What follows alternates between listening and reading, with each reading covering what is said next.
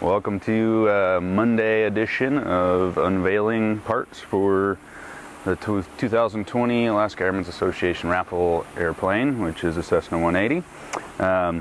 Can't really unwrap Bushwheels, but I can show you some cool things about them. This year's raffle plane is going to have a set of heavy tread 29-inch Alaskan Bushwheels. We went with the 29s because they're a heavier tread and they're much more stable. One of the things you get with a bigger airplane with the spring steel gear is kind of wobble, and you can get this kind of effect on rollout and taxi. So these are a little bit firmer, so you don't get as much of that. And the difference between a 29 and a 31 is 2 inches, so these are going to be a better ride.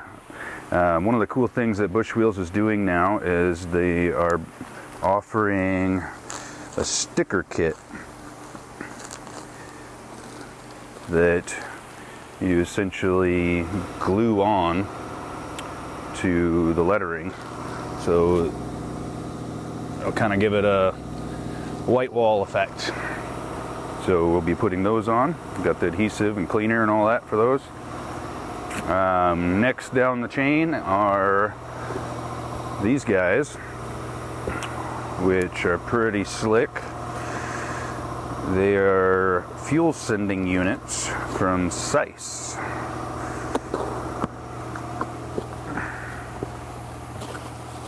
Which, pretty slick. These are all calibrated in and paired with the EDM 900. These are the kick panels that go to the left and right by the pilot and co-pilot's feet. So there's the opposite one in here as well.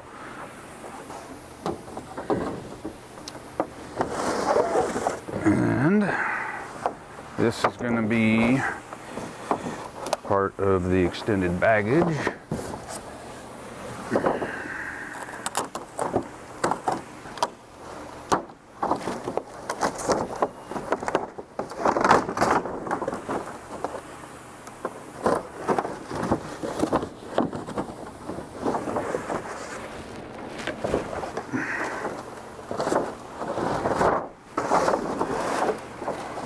That's the baggage floor.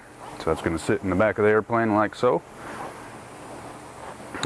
Pretty heavy duty fiberglass, so it can withstand impact, and it's all molded, reinforced bottom. Some of this stuff's going to require a little bit of cutting and fitting to make sure that it all is nice and clean on the install. It's the other co-pilot side kick panel. You can see the heater vents so that the heat can transfer through. What other goodies we got in here? This is going to be a door post.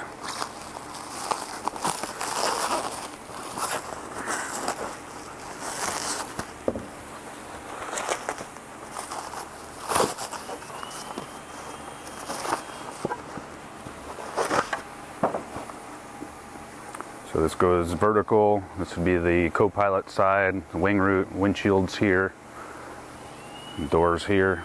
So this covers up fuel lines, electrical wires, all that good stuff. So it provides for a cleaner finished look. And we're gonna have the other one of those and a couple other parts and pieces.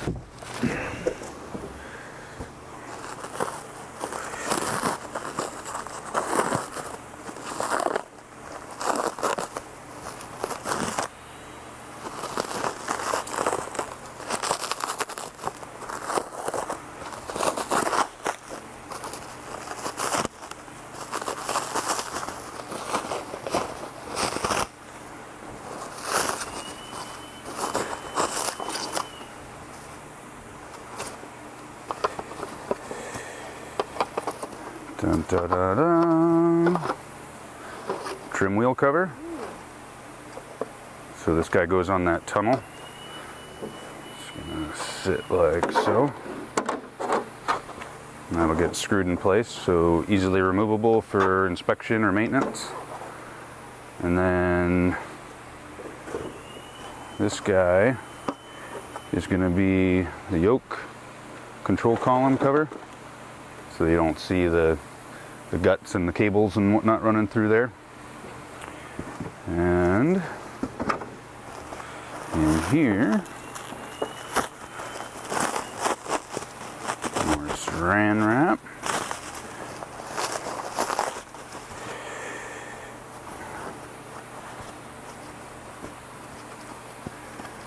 We have the fuel selector cover. So that guy is going to go right there. And the fuel selector knob will come out and be able to rotate to swap tanks. So all kinds of cool parts and pieces there, and as you can see, we went with a light gray. The rest of the interior is going to be painted a light gray.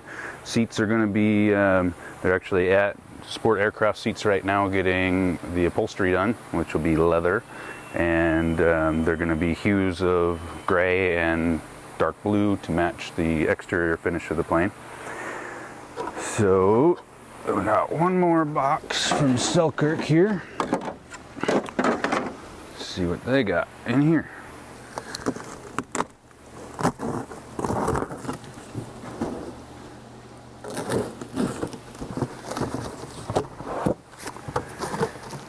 These are going to be parts to, I believe, the baggage compartment.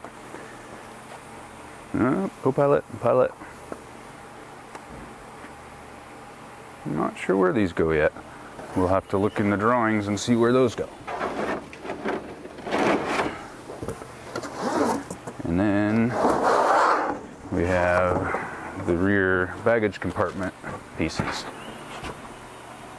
So these essentially will go in the baggage compartment just like so. One on the left and one on the right. So your baggage compartment walls essentially. So it'll protect the aluminum from impact when you're throwing your moose antlers in the back of the airplane. So that is what we've got from Selkirk. Thank you to them for their generous sponsorship. And I wanted to show you where we're at on the instrument panel. So swing in over here. I think we showed you some mock-ups of where we were going with it, but now it's all done and it's ready for primer and paint. Once that's done, it'll go out to get laser engraved from Laser 67 Designs, which will be putting in all the placards and labeling for everything. It looks like we got some round holes in here for instruments, but they are for instruments, but they're not round steam gauge instruments. I'll run across this and show you guys what we're putting in here. This is going to be the backup screen for the Dynon Skyview system. This is a D10A. It's essentially a backup. It's active all the time, and it gives you essential flight data, i.e. airspeed, altitude, heading, all that stuff. But your primaries are going to be these guys, but if these fail, then this is your backup. It has each one of these is going to have its own backup battery. So if you lose ship power, then all three of these will still be running for an hour, give you a place or time to find a place to land. If you were to lose one of these, the other two would work independently. So tons of redundancy here. These are part of the Dynon Skyview system. This guy is a 7-inch screen, which will display all flight data. So will this, which is a 10-inch display. And you can set these up to where they can display different information. So if you wanted a 6-pack of all your flight instruments, you could have that on this one, where you can have like a GPS map showing your terrain, all of that on that one. These two holes are where your yokes come through. These are USB ports that are associated with each of these instruments, so you can actually take screenshots and then download them to a USB drive later. Also for any kind of diagnostic, that's your access to get into those electronically. These are controls for these. These have push buttons on them as well, but for a simple way of setting, like this guy's your, it's got knobs for setting your barometric pressure, heading, whatnot, that's going to display on both of these guys. This is the comm head, which will display your current comm frequency as well as standby. And then we've got the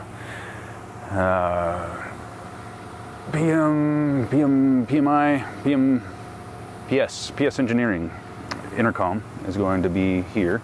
So you have a full intercom for all 4 seats with squelch and volume.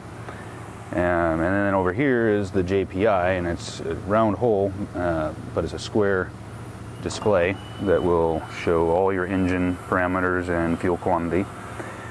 Coming down below that, we're going to have a glove box because we like to keep our gloves nice and toasty and dust free, and maps, of course. Next to that, we'll have a 12-volt aux output, so cigarette lighter.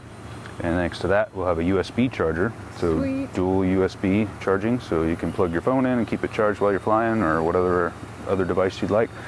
Here is the remote ELT switch, and these are pilot holes for all of our engine controls, so throttle, prop, mixture, primer, carb heat, and cowl flaps.